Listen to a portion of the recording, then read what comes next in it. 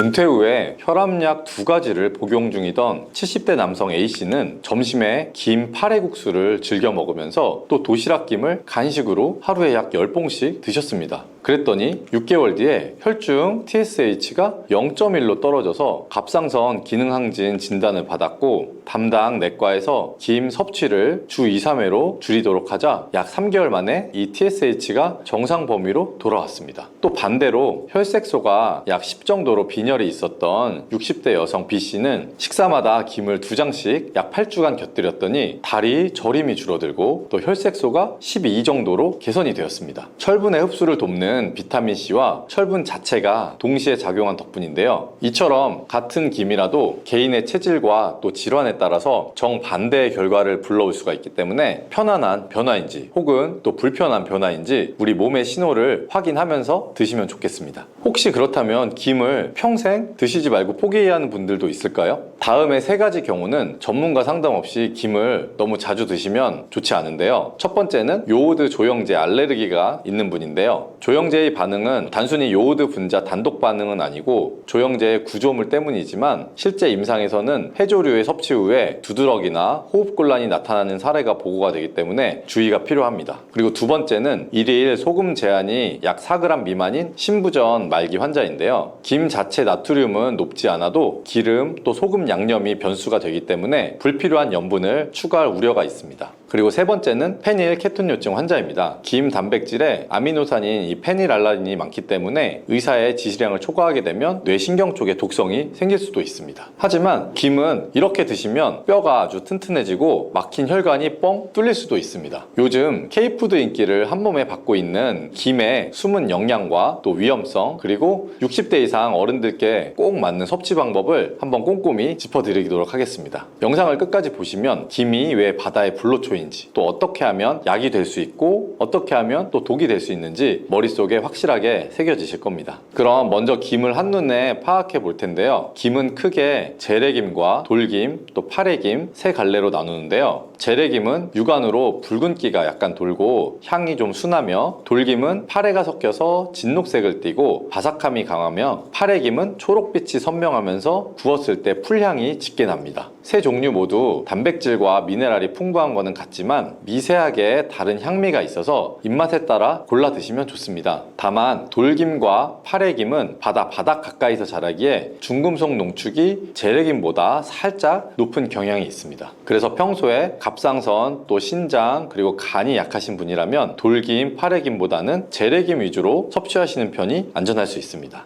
그리고 김은 우리가 아는 것보다 풍부한 영양을 가지고 있습니다. 김 100g, 그러니까 약 마른 김 10장 남짓에는 단백질이 약 30g 정도 안팎이 들어있고 필수 아미노산 비율이 40% 이상입니다. 이는 소고기 안심 100g에 함유된 단백질보다 많고 또 소화 속도는 소고기보다 2배가량 빠릅니다. 그래서 위산 분비가 줄어든 어르신들도 속에 더부룩함 없이 흡수할 수 있다는 장점이 있고요. 또 김의 단백질은 메티오닌이나 시스테인 같은 황을 함유한 아미노산이 많아서 글루타치온 생성을 도와서 간의 해독 효율을 높여줄 수가 있습니다. 김 한 장이 몸이 피곤할 때 숙취 해소제처럼 느껴지는 이유가 바로 여기에 있는 거죠. 그리고 김에 함유된 칼슘은 우유의 약 4배, 그리고 철분은 시금치의 약 7배 정도가 들어있습니다. 그리고 마그네슘, 아연, 구리, 망간도 아주 풍부하게 들어있어서 뼈와 치아, 그리고 혈액의 합성에 많은 도움을 줄 수가 있습니다. 특히 돌김은 칼슘이 100g당 약 400mg 정도, 또 재래김은 100g당 약 300mg 정도 수준인데 한 끼에 3-4장 정도 섭취만으로도 칼슘 60mg 정도를 쉽게 채울 수가 있습니다. 그래서 골다공증 약을 드시거나 하는 어머님들은 하루 반찬으로 김을 좀 얹어 드시면 음식으로도 칼슘을 조금씩 채울 수 있어서 약의 의존도를 점차 줄여볼 수도 있습니다. 그러면 비타민 쪽도 한번 살펴볼 텐데요. 김에는 비타민C가 레몬보다 많다고 알려져 있지만 숫자로 보면 마른 김 100g에 약 110mg 정도 내외입니다. 그런데 문제는 우리가 한 번에 그만큼을 다 먹지 않는다는 거죠. 그래서 김만으로는 비타민C를 충분히 못 채우니까 귤이나 키위, 그리고 파프리카 같은 다른 과일이나 채소를 함께 드시는 것이 좋고요. 반면에 비타민 A 전구체인 베타카로틴과 비타민 B1 그리고 B2는 김 소량 섭취만으로도 필요한 양을 수월하게 채울 수가 있습니다. 특히 비타민 B군은 어르신들의 뇌신경을 깨워서 치매 진행을 늦추는데 아주 핵심인데요. 김과 계란 또 현미를 같이 드시면 흡수율이 더 올라가게 됩니다. 자, 여기까지 들으시면 그럼 나 하루에 김 10장씩 먹어야겠다 하실 수도 있지만 김 섭취에도 주의하실 사항이 있습니다. 이 김에는 요오드와 알긴산 그리고 포피란 같은 해조류 특유의 성분이 아주 풍부합니다. 그래서 장점도 크지만 또 과량 섭취하게 되면 문제가 될 수 있는데요. 이 요오드의 권장 섭취량은 성인 기준으로 하루 약 150 마이크로그램이고요. 상한선은 2400 마이크로그램 정도입니다. 마른 김 한 장에 요오드가 250에서 300 마이크로그램 정도 들어있으니 김을 하루에 약 5장 이상 드시면 단숨에 상한치를 넘어갈 수가 있습니다. 요오드가 갑상선 호르몬의 원료이기 때문에 이 요오드가 부족하면 몸의 피곤함이나 탈모 그리고 체중 증가가 올 수가 있지만 반대로 과해지면 산화 스트레스가 늘어나기 때문에 하시모토 갑상선염이나 그레이브스병 같은 자가면역성 문제를 일으킬 수가 있습니다. 실제로 내분비내과의 임상 데이터에 따르면 갑상선 기능 저하증 환자 10명 중에 3명은 김이나 미역, 다시마 섭취량을 줄였을 때 TSH 수치가 정상화되기도 했습니다. 그래서 적정 섭취량을 간단히 말씀드리자면 건강하신 분이면 하루에 약 3장 정도, 또 갑상선약을 복용 중인 분이라면 하루에 1장 또는 주 약 3회 이내로 제한하시면 좋습니다. 그리고 김에 들어있는 알긴산이나 포피라는 장에서 지방과 콜레스테롤, 중금속을 흡착해서 혈관을 깨끗하게 하지만 이것이 지나치게 되면 수용성 영양소인 칼슘이나 마그네슘, 철분의 흡수를 막을 수가 있습니다. 특히 골다공증 약이나 철분제를 드시는 날에는 알약을 복용한 후 최소한 2시간 정도 뒤에 김을 드셔야 약효가 떨어지지 않습니다. 반대로 변비가 심할 때는 알긴산과 이 포피란이 변의 수분을 끌어들여서 배변을 부드럽게 해 도움이 될 수도 있습니다. 그리고 다음은 중금속 이슈인데요. 납이나 수은, 알루미늄, 카드뮴 같은 중금속들은 한번 체내에 들어오게 되면 반감기가 수년이 걸립니다. 그래서 김, 양식장 근해가 만약에 산업시설과 가까울수록 농도가 높아지기 때문에 제품 포장에서 해역을 명시한 곳 그리고 납이 약 0.2mg 이하, 무기 비소는 0.5mg 이하 같은 표시가 있는지 확인하고 하시는 것이 좋습니다. 보통 믿을 만한 업계의 대기업 제품일수록 검사 성적서를 첨부하기 때문에 안심이 조금 더 되긴 합니다. 자, 그래도 나는 하루에 김을 꼭 먹어야 밥이 넘어간다 하시는 분이라면 여기에 마늘이나 양파 또 브로콜리 같이 휘발성의 황화합물이 많은 식품을 함께 드셔서 이 중금속의 배출 통로를 자극해 주시면 더 좋습니다. 예를 들어 저녁에 마늘종 무침, 또 양파, 풋고추, 장아찌, 브로콜리 데침을 곁들이고 김을 싸 먹으면 중금속의 흡수율이 눈에 띄게 줄어들 수 있습니다.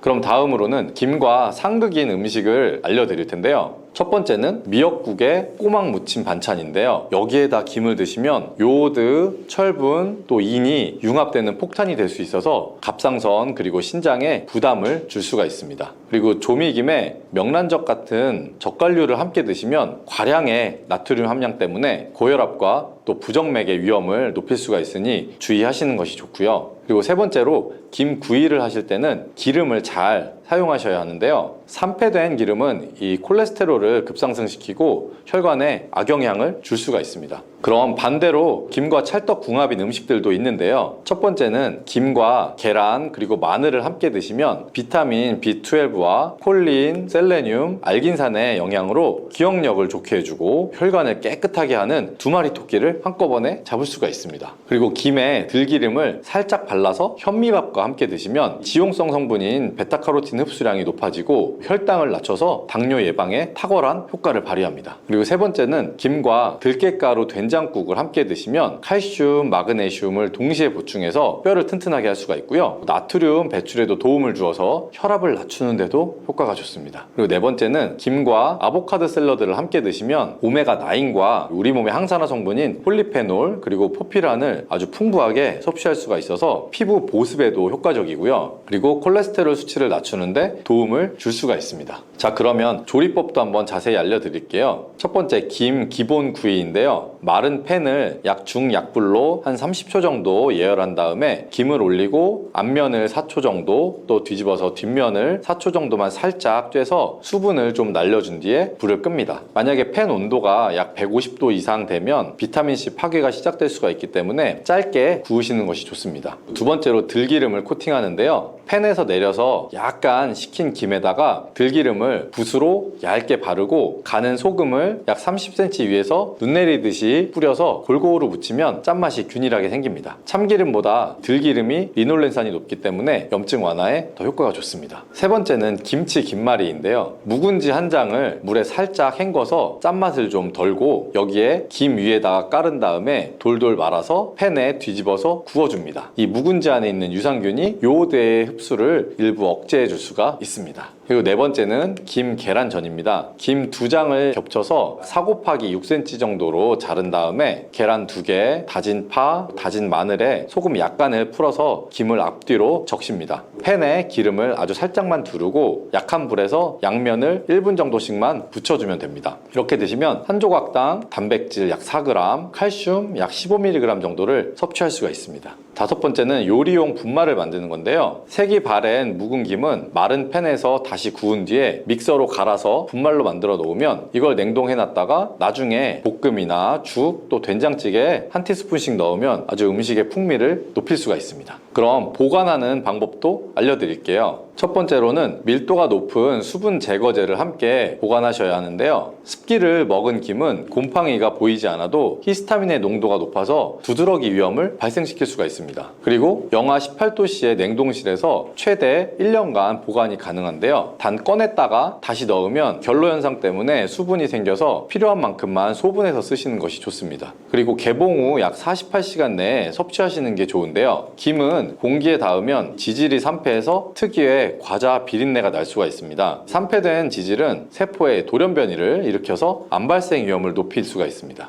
김의 섭취량은 연령과 또 건강 상태에 따라서 달라질 수가 있는데요. 평균적인 성인이 특별한 질환이 없을 때는 마른 김 3장, 도시락 김 1봉 정도가 적당하고요. 65세 이상은 칼슘 보충이 더 필요하겠죠. 김을 하루에 약 4장까지 허용하되 나트륨은 약 150mg 이내로 드시는 것이 좋고요. 그리고 만약 갑상선 질환으로 약을 복용하는 분이시라면 주 3회 정도 복용하는 것이 좋고 회당 1장 이하로 섭취하시는 것이 좋습니다. 김을 섭취하는 날에는 미역국이나 다시마 육수 같은 것은 피하는 것이 좋습니다. 그리고 신장 투석 환자는 이내 칼륨과 제한을 위해서 의사분과 상의 후에 김은 소량만 드시는 것이 바람직합니다. 2세에서 8세 정도의 소아는 알레르기 혹은 중금속의 위험을 고려해서 한 반장 이내로 먹게끔 해주시면 좋고요. 김은 위생법상 수산물 위생관리법에 따라서 생산, 가공 단계, 그리고 양식장 수질 검사, 자체 공정관리 인증제도, 중금속, 산패도, 미생물 검사 등을 통과해야만 유통이 될 수가 있습니다. 하지만 소규모의 간해식품이나 무표시된 직거래품은 규제를 받지 않기 때문에 가급적이면 정식으로 통관해서 성적서가 첨부된 제품을 선택하는 것이 좋습니다. 인터넷으로 최저가로 살펴보다 보면 가격이 터무니없이 낮은 것들이 있는데 이런 것은 검증되지 않은 것일 가능성이 높기 때문에 피하는 편이 좋습니다.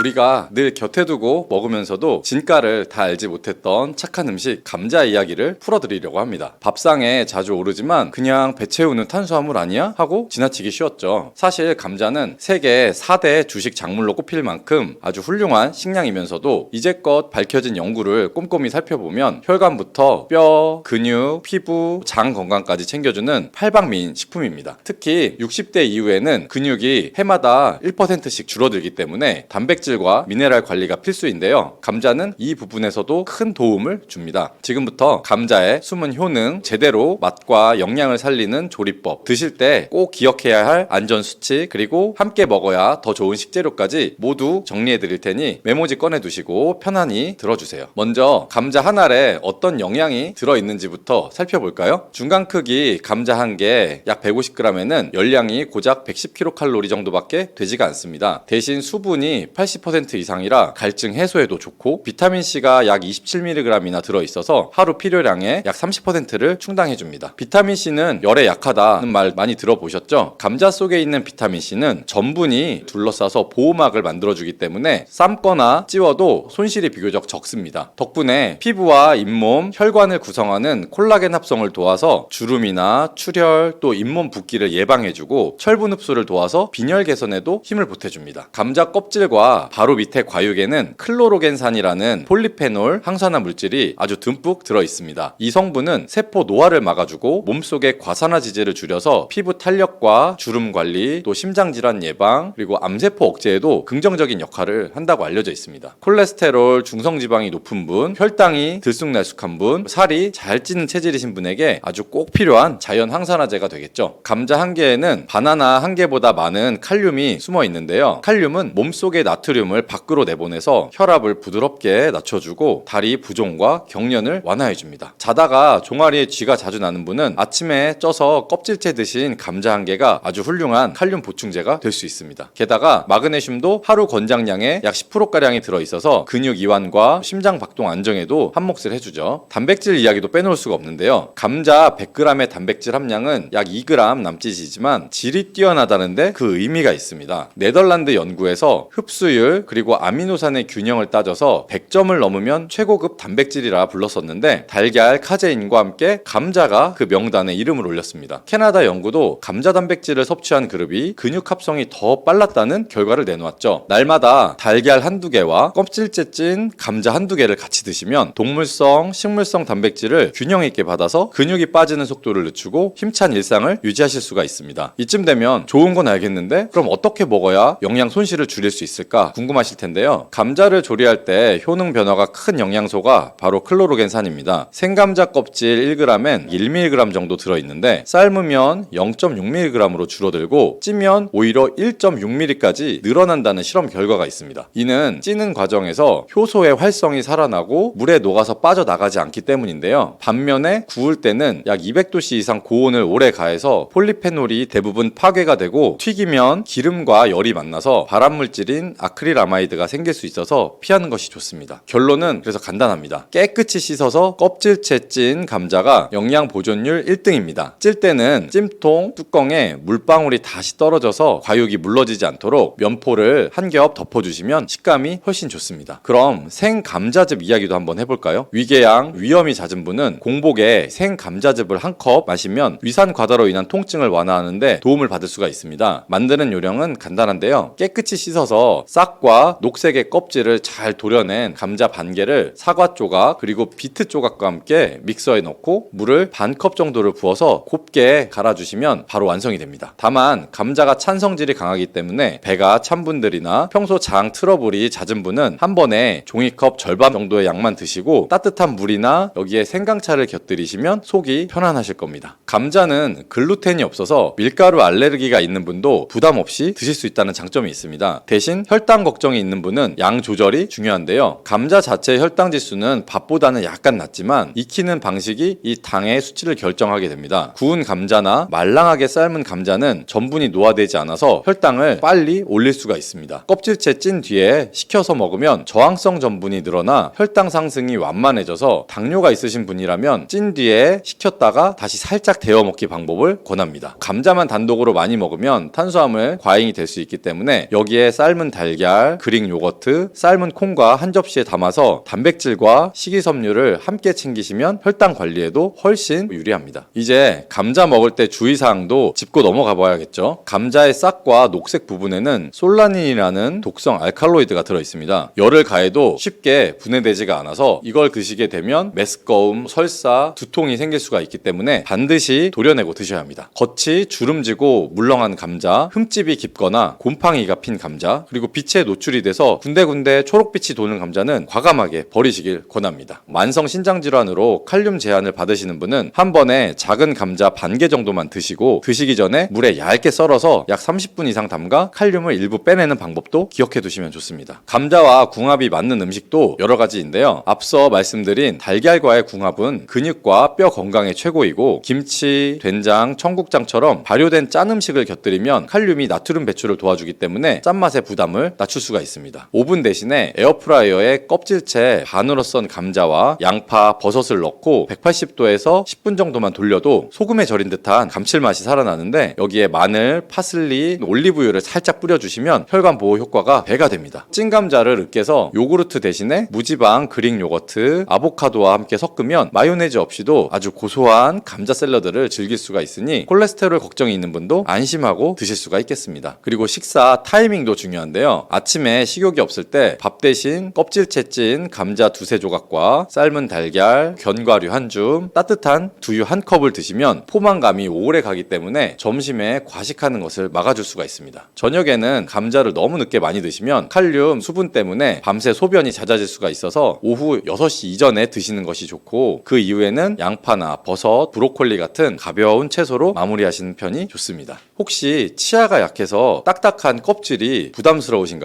껍질째 찐 뒤에 껍질 부분을 포크로 눌러서 으깨면 껍질이 아주 잘게 부서져서 치아가 약해도 씹는데 큰 무리가 없습니다. 믹서에 갈 때는 껍질째 넣으셔야지 항산화 성분을 오롯이 섭취할 수 있다는 점 꼭 잊지 마시고요. 그러면 보관 요령도 간단히 알려드리겠습니다. 감자는 빛을 만나면 바로 싹이 나고 초록빛이 돌기 시작하니까 서늘하고 통풍이 되는 어두운 곳에 두셔야 합니다. 양파와 같이 두면 수분을 빼앗겨서 금세 쭈글쭈글해지니 따로 보관하시는 것이 좋고, 신문지에 싸서 상온 5에서 10도 정도 장소에 두는 것이 가장 좋습니다. 냉장고의 야채칸은 너무 차가워서 전분이 당으로 바뀌어 단맛이 변하고 조리 시에 갈색이 짙어질 수 있기 때문에 피하시는 것이 좋고요. 그럼 마지막으로 하루 얼마를 먹는 게 좋을까 한번 정리해 드리겠습니다. 특별한 신장 문제가 없는 성인이라면 소주잔 크기의 작은 감자 기준 두세 개, 중간 감자라면 한두 개 정도면 비타민C와 칼륨, 클로로겐산을 충분히 챙길 수가 있습니다. 당뇨가 있는 분은 한 끼에 중간 감자 반 개로 시작해서 혈당 반응을 살피면서 양을 조절하시면 좋고요. 그리고 생즙으로 드실 때는 하루 2잔을 넘기지 않는 것이 좋습니다. 그럼 내용을 한번 정리해 볼게요. 감자는 열량은 낮지만 비타민C, 클로로겐산, 칼륨, 마그네슘, 고급 단백질을 두루 지닌 고마운 식품입니다. 껍질째 깨끗이 씻어서 쪄서 드시면 영양 손실이 최소이고, 달걀, 김치, 발효식품, 견과류와 같이 드시면 맛과 건강을 동시에 챙길 수가 있습니다. 싹이 난 부분과 녹색 껍질은 꼭 도려내고, 신장 질환이 있으신 분들은 양을 줄여서 드시면 좋고요. 찬 성질 때문에 배가 약한 분은 따뜻한 차와 함께 드시면 속이 편안하실 겁니다. 오늘 알려드린 팁으로 올 가을부터는 감자를 그냥 반찬이 아니라 근육과 혈관을 지켜주는 든든한 영양 파트너로 한번 삼아보세요.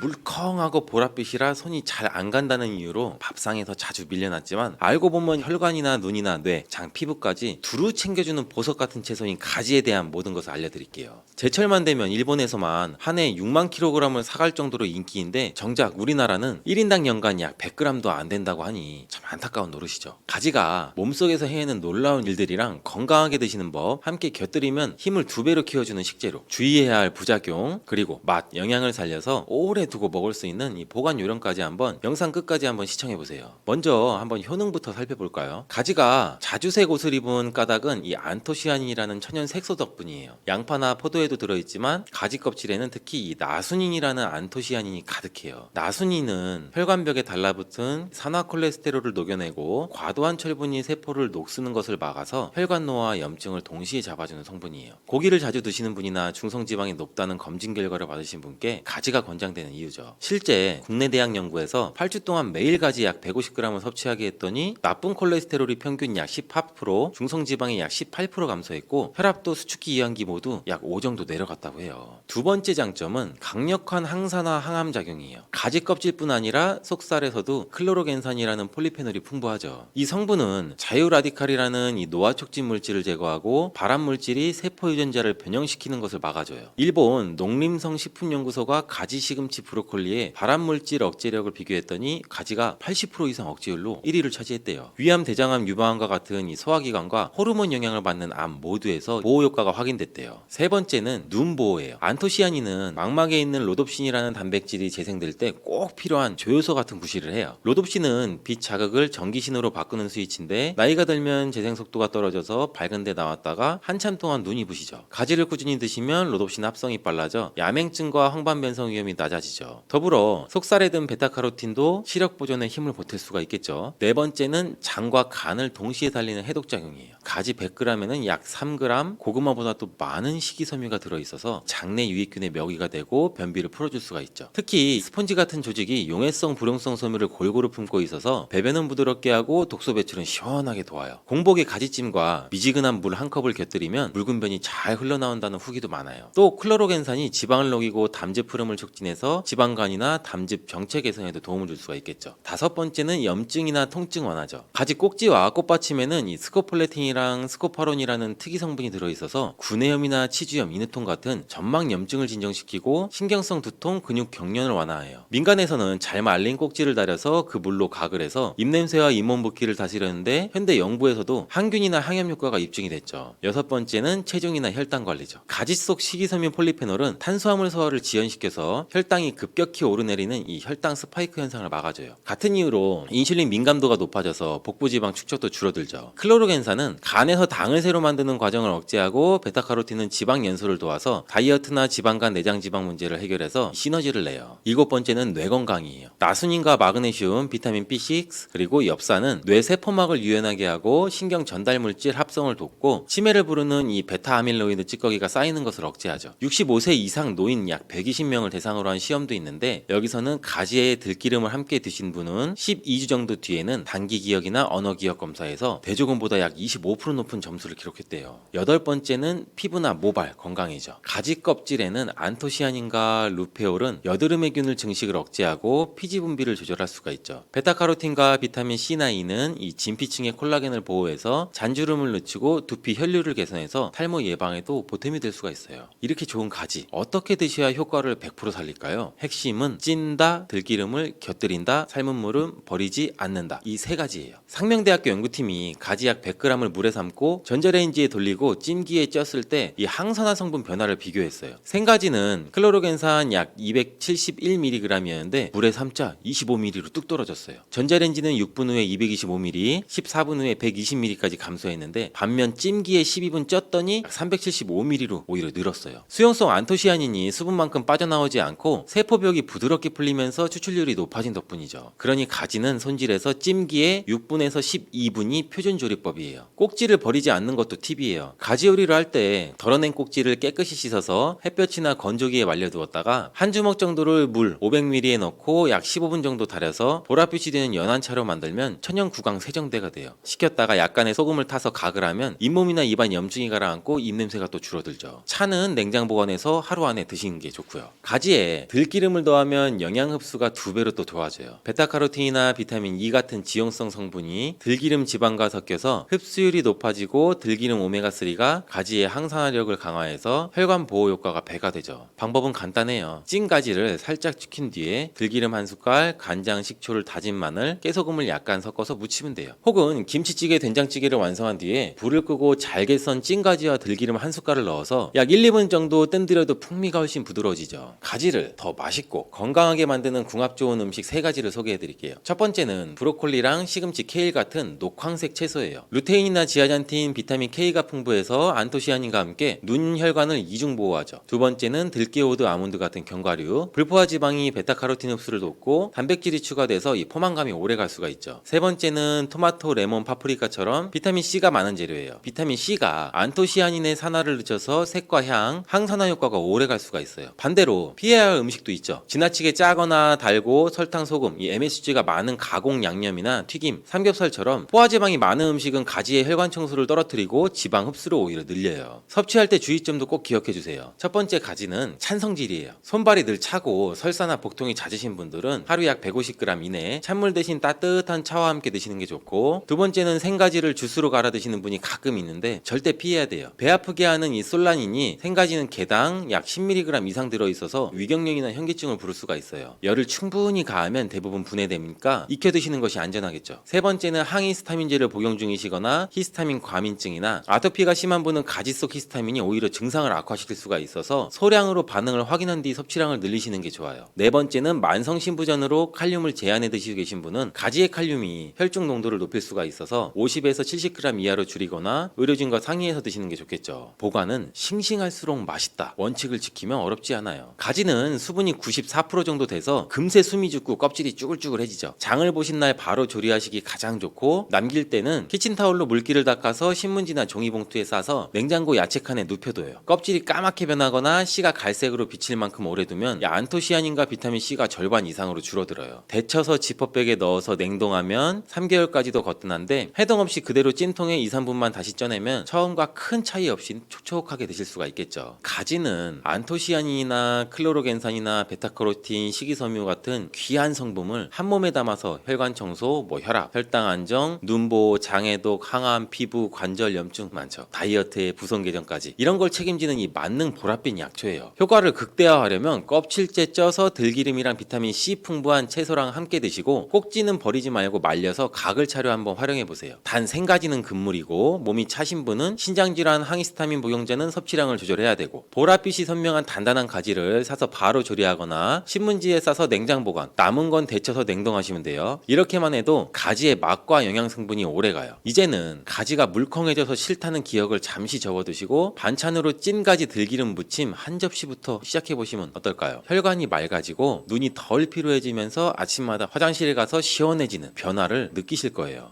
마늘 한쪽이 약방 하나라는 속담 혹시 들어보셨나요? 이 마늘 한쪽이 약방을 대신할 만큼 약효가 굉장히 뛰어나다는 말인데 그 말이 왜 지금도 유효한지, 그리고 그 약효를 200% 살리고 부작용은 0%로 줄이는 이 실제 식탁 요령까지 차근차근 알려드릴게요. 영상 끝까지 보시고 실천하시면 마늘과 함께 건강한 삶이 되실 거예요. 먼저 우리 몸이 마늘을 만나면 생기는 일을 한번 짚어볼게요. 이 통마늘 속에는 냄새도 맨맛도 거의 없는 이 알리인이라는 성분이 숨어 있어요. 이 알리인이 칼날에 한번 베이거나 절구공리에 으깨지거나 우리 이 사이에 으스러지는 순간 세포벽이 터지면서 알리나제라는 효소가 움직이기 시작해요. 효소가 알리인을 약 5분에서 10분쯤 만지작거리면 톡 쏘는 양과 살균력을 가진 이 알리신이 탄생해요. 알리신은 눌러붙은 기름때를 녹이듯 세균이나 곰팡이, 세포벽을 녹여버리고 혈관 속에 혈전을 풀어주고 면역세포가 암세포 주변으로 몰려가도록 이 호루라기를 불어줘요. 다만 알리신은 유리컵에 물 붓듯 뿌려놓으면 금세 증발하거나 다른 물질로 변해버려요. 그중 하나가 아호엔, 일반 영상에서는 아조엔이라고도 불러요. 이 친구는 굳어있는 혈소판들이 서로 달라붙지 못하게 막아서 심근경색이나 뇌졸중 위험을 낮춰줘요. 알리신이 공기와 맞닿은 지 약 1, 2분 사이에는 독처럼 강한 냄새가 나는데 10분 정도 지나면 매운맛은 줄고 살균력은 오히려 배가 돼요. 그래서 생마늘을 드실 때는 깨서 바로 삼키지 말고 10분간 숨을 죽였다 먹어라 하는 조언이 나오죠. 단 빈속에 알리신이 한꺼번에 들어가면 위나 식도 점막이 따갑게 자극을 받아서 역류성 식도염이나 속쓰림이 더 악화될 수가 있어요. 평소 속이 약하거나 위험이 있으신 분은 꼭 밥이나 죽이나 우유 같은 완충 음식과 함께 같이 드세요.